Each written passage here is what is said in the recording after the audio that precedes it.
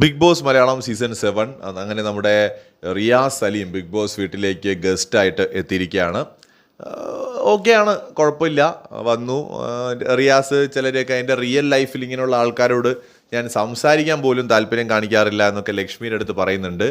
അനുമോൾ ഇവിടെ ഭയങ്കര moral policing ആണ് എന്ന് അനുമോളെ പറയുന്നുണ്ട്.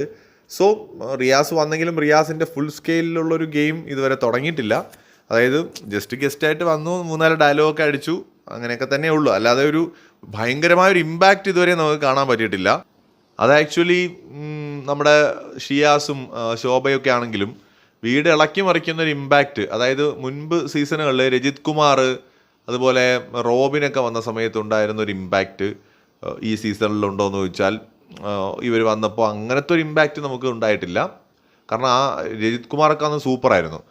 ബട്ട് കമ്പയർ ചെയ്യല്ല ഞാൻ, ബട്ട് നോക്കാം. റിയാസ് നല്ല ടാലൻ്റ് ഉള്ള ഒരു കണ്ടസ്റ്റൻ്റ് ആണ്, നമുക്ക് നോക്കാം. കൂടുതൽ അപ്ഡേറ്റ്സുമായി വീണ്ടും വരാം.